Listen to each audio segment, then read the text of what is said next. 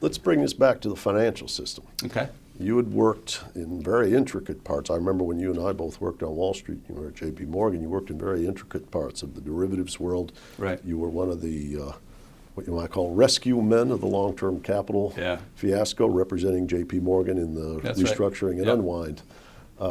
When you emerge with all of that, what you might call micro financial sophistication, you come up on deck and you look at these problems. How can you imagine the financial system being structured in a way that helps align these incentives, helps move things onto a positive trajectory that respects these biological and resource limits? Well, that's the purpose of the Capital Institute, is to try to get at that exact question. And I think we've made some good progress in the year that we've been at it. I think the first thing is to step back and reframe how we think about finance. And an area of study that has been incredibly influential to me and in my work and in our work now is to think of the financial system as a subsystem of the economy, and to understand the economy as a subsystem or integral to the system called the biosphere. So we don't have an environment over here and an economy over here and a financial system over there. They're all really one system. And so essentially we're learning from the field of natural systems, the field of ecology, to understand economics, and through that the role of finance, as being integral to the same system. So it's a holistic approach to thinking about the question that you asked. This is in complete conflict with how we've all been taught to think since the Enlightenment, which has essentially been a reductionist, simplify complicated problems into understandable pieces. And of course, the analogy I like to use is now healthcare or medicine.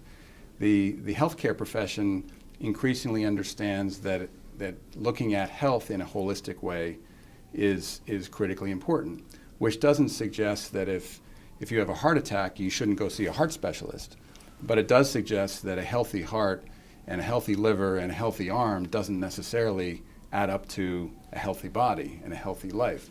And in the same way, we look at finance and understand it as being, in many ways, and I've written about this on my blog, it's in many ways an extreme example of reductionist thinking.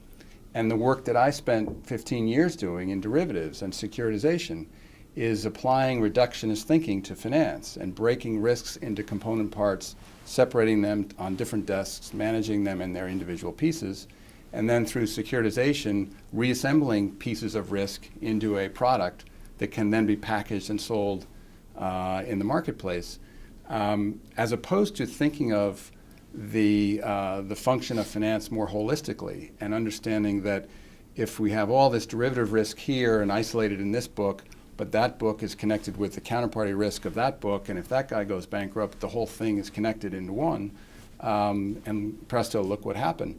And by the way, this is the same thing that happened with long-term capital. The reason all the banks bailed out long-term capital is because they were all connected to it through this counterparty risk. And so it's in many ways the exact same lesson that we had to learn much more painfully over the past couple of years and are still learning. So unless we step back and begin to think about finance in a more holistic way, we're undoubtedly going to repeat the same problems that we've suffered through just now.